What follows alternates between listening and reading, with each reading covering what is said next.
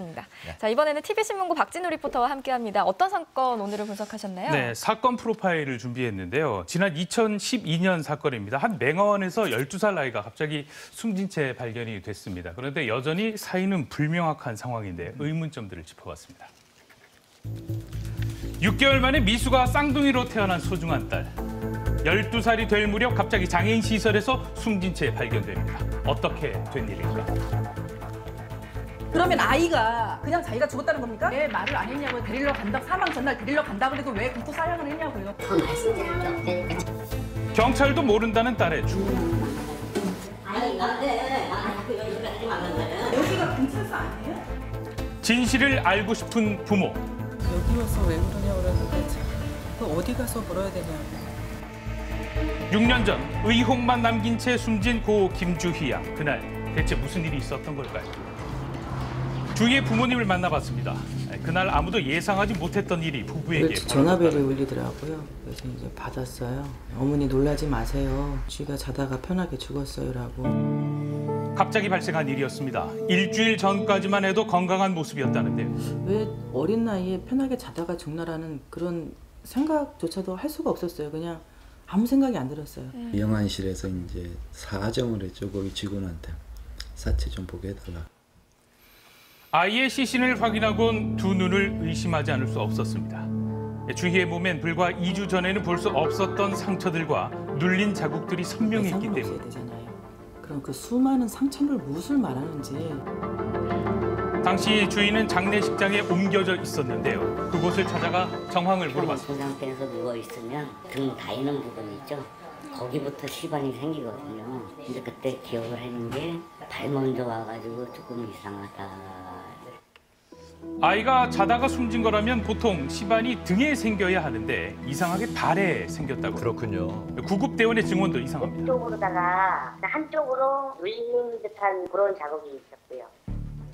자면서 편안하게 떠났다던 딸에게 남겨진 의문의 흔적들. 무엇을 의미하는 걸까요? 의자에 앉아있는 부모가 확인해보니 주희는 편하게 숨을 거둔 게 아니었습니다. 등받이와 팔걸이 사이의 공간에 주희의 목이 꼈다는 건데. 현장에서 여자분이 그 자세를 취하려고 해도 안 되더라고요. 도저히 무릎 꿇은 상태에서는 여기 낄 수가 없다는 거예요.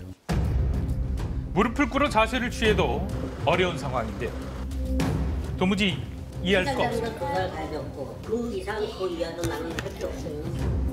더 이상 조사할 게 없다는 담당 경찰. 사망 현장인 맹어원을 찾아가 봤습니다. 제가 어떻게 말씀도 없고요. 더 말씀을 드리시겠어요? 저희는 갔다고 생각합니다. 죄송합니다. 말을 많이 아끼는 맹어원이죠. 기이한 이 자세가 가능한 일일까? 인체공학 프로그램을 이용해 아이와 같은 사이즈의 모델을 선정해봤습니다. 사고 당시 유사한 의자의 치수로 만들어 시뮬레이션을 해봤는데요. 목을 이렇게 많이 굽힐 수 있는 사람은 많지 않거든요. 일반적으로 한 40에서 45도 사이가 이제 보통이라고 보면 됩니다. 구부릴 수 있는 최대 각도가 43도. 만약 목이 먼저 끼인다면 어떨까요? 몸 전체가 오른쪽으로 넘어져 있는 자세 같은 것이 가능한 자세라고 봅니다. 목이 먼저 끼일 경우 무릎을 꿇릴 수 없답니다. 시뮬레이션 상으로 볼 때는 무릎을 꿇고 머리를 그 의자에 끼우기는 불가능한 걸로 보입니다. 현재 밝혀진 주희의 사망 원인은 사인 불명. 그렇다면 목에 눌린 흔적은 무엇을 의미할까요? 눌려서 죽은 사람의 특징이 얼굴이 새빨갛습니다. 검안서에 따르면 안면부에 우열이 발견돼 있습니다. 등에 눌린 자국은 또 뭘까요? 가슴이 눌려서 호흡 장애를 일으켜서 죽었다. 질식사의 가능성도 있다는 거죠. 만약 목이 끼인 사고라면 왜 목을 빼지 못했을까? 우유주의는 쌍둥이인데 미수가 만만치 못해서 아이들이 시각일부 장애를 받았거든요. 중복 장애와 뇌전증을 앓고 있던 주희. 쌍둥이 언니보다 건강이 더 나빴습니다. 언어는 몇 마디 정도 이제 엄마. 김정숙 씨는 딸에게 제대로 된 교육을 시키고 싶어 맹어원에 보냈던 건데요. 맹원 원장님이 못 걷던 아이도 1년만 되면 다 걸어서 멀쩡히 걸어 나간다는 거예요. 믿고 맡기라고. 언니 우희도 함께 맹아원을 다녔는데 그날을 이렇게 기억합니다. 주위 소리가 조금 시끄럽지 않느냐는 질문에 네 라고 답했더니 주희랑 같은 방을 쓰다가 다른 방으로 옮기게 된 거죠. 당시 주희만 혼자 다른 방에 있었다는 거죠. 선생님이 원래는 이렇게 한 번씩은 꼭 봐요. 보통은 4명이 함께 잤다던 아이들. 그런데 그날은 주희 혼자 다른 방에 있었습니다. 담당 교사는 주희를 의자 위에 앉히곤 노래를 들려줬고 옆방으로 가 잠을 잤다고 합니다. 마지막으로 본 시각은 대략 새벽 2시 정도. 5시 50분 교사는 휴대폰 알람 소리를 듣고 깹니다. 주희가 혼자 있던 방으로 가니 아이가 기이한 자세로 숨져 있었다는 겁니다. 야간 같은 경우에는 그 근무 규칙이 아이들이 모두 취침한 후에 4시간을 잠을 잘 수는 있대요. 내부 규정대로라면 교사는 주희의 취침을 확인했어야 하는데 3시간 이상 방치된 상황인 거죠. 이거는 명백하게 담당 교사의 어떤 그 직무유기라고 볼 수 있는 게 무슨 상황이 있으면 문을 두드리겠지 이제 그런 생각으로다가 있었다고 했는데 좀 충격적이었어요. 담당 교사는 1심에선 업무상 과실치사로 금고 8월에 집행유예 2년을 선고받았습니다. 작년 대법원 판결이 내려졌는데 1심을 파기하고 무죄 판결이 인과관계가 내려졌습니다. 없다는 거예요. 간질이 있었기 때문에 지병으로 급사를 했다라고. 뇌전증을 앓고 있던 아이라서 지병의 가능성을 둔 건데 평소 상태는 어땠을까요? 부분 뇌전증이라 해가지고요. 짧게 의식을 잃지 않고 신체 일부분만 뇌전증을 일으키는. 주희는 조는 것처럼 보이는 무긴장성 발작이었는데 의식을 잃지 않고 짧게 1분 이내에 멈추는 사망을 발작이죠. 일으킬 수 있어도 뇌전증 자체가 직접 사망으로 이르는 확률은 사실 희박합니다. 혼자가 아니었다면 상황은 달라졌을까요? 심장마비가 나도 골든타임이 있어요. 조금 일찍 가면 삽니다. 간질 때문에 죽었다 그래도 시간이 있거든요. 또 납득이 안 되는 부분이 있는데요. 또 이 헬멧 얘기는 전혀 없었어요. 사망 당시 헬멧을 착용하고 있었다고 합니다. 위험을 알았기 때문에 헬멧을 씌우지. 자는 시간에 또 이불 위에서 재우려고 했을 거고.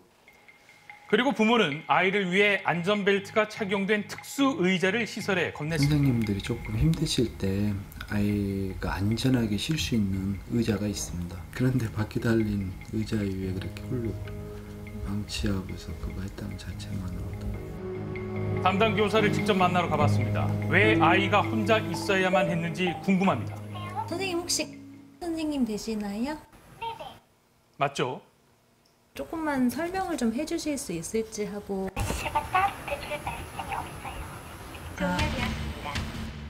여전히 풀리지 않는 의혹들, 바로 주희 몸에 남긴 상처입니다. 생활 일지를 확인해 보면 주희가 사망하기 전에 병원을 방문했다고 쓰여 있었는데요. 그러면 한 번이라는 건 골반으로 그때 상처가 좀 있었어요. 또 생활 일지를 보니 주희가 일주일 전부터 쓰러지거나 힘없이 주저앉는 모습이 보인다고 적혀 있습니다. 주희 상태를 누구보다 잘 알았던 교사인데 맹원 입장을 들어봤습니다. 그만하셨으면 좋겠어요. 그만가주세요. 부모가 더 답답한 게 있습니다. 재단 법인 측은 시설 관계자들에게 주희 부모가 돈을 요구한다고 거짓을 유포한다는데요. 보상을 요구하신 적이 있으신 거예요? 전혀 없었어요. 그러니까 자식 죽음을 놓고 돈으로 그냥 자식을 파는 그런 파렴치 그러니까 부모도 아닌 그런 부모를 만들어 놓고 있어요. 자식 잃은 부모에게 해선 안 될 말과 행동을 하는 맹아와 허위 메일을 보내셨기 때문에 바로잡아달라고 요청은 드리고 왔죠. 이제 답변은? 아직은 답변이 없죠. 지난 3월이었습니다. 딸 주희의 억울한 죽음을 풀기 위해 삭발식까지 있었는데요. 그저 답답한 심정입니다. 얼마나 고통을 당하면서 죽었을까 생각하면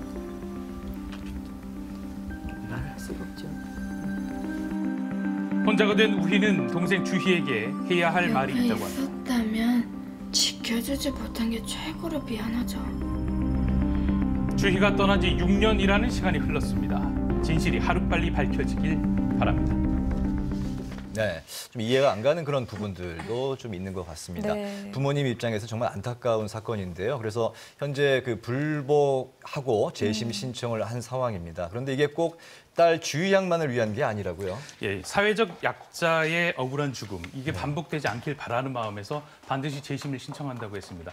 그런데 화면에서 보신 것처럼 1심에서는 죄값을 받았는데 2심과 대법원에서는 무죄 판결이 났단 말입니다.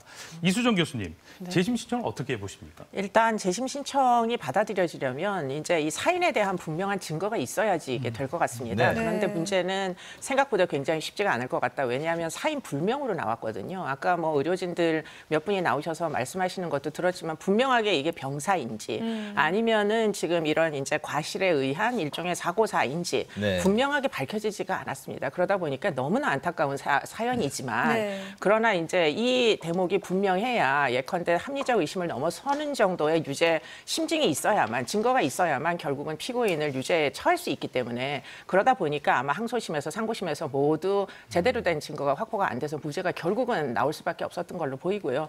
지금 이제 재심을 청구한다고 하시니까 좀 더 이 사인에 대해서 분명하게 밝힐 수 있는 여러 가지 각도에서의 의견이 필요할 것으로 보입니다. 네, 이렇게 주희처럼 장애나 발작 증세를 보이는 아이들의 부모님 이야기를 들어보면 어떤 일이 벌어질지 모르기 때문에 한시도 방심할 수 없다 이런 말씀을 하시는데 네, 그렇습니다. 이런 사고를 막기 위한 방법이 없을까요? 이게 이제 발작이라고 이제 그 알려져 있는 것들이 아마 여러분들께서도 잘 많이 들어보셨을 거예요. 이게 크게 두 가지로 나눠요. 대발작하고 이제 부분 발작으로 나누는데 대발작이라고 하는 것은 심정지라든지 아니면 호흡마비라든지 토사물에 의해 가지고 기대가 폐쇄되는 그런 가능성이 있고요. 네. 특히 무의식적으로 이제 혈을 깨물 가능성이 있기 때문에 예. 그런 경우는 반드시 입에다가 이제 마우스피스를 물려주는 그런 예방책이 필요한데 부분 발작은 말씀대로 이제 심정지라든지 아니면은 뭐 호흡마비가 생겨서 이제 사망할 가능성 은 굉장히 적습니다, 사실은.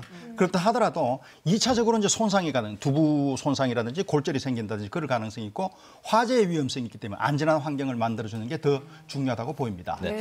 일단 대법원에서는 무죄 판결이 난 사건인데 정말로 맹아원 측의 도의적 책임이 없는 건지 유가족 측이 좀 납득할 수 있고 수긍할 수 있을 정도의 조사가 추가로 좀 이루어졌으면 좋겠습니다. 네.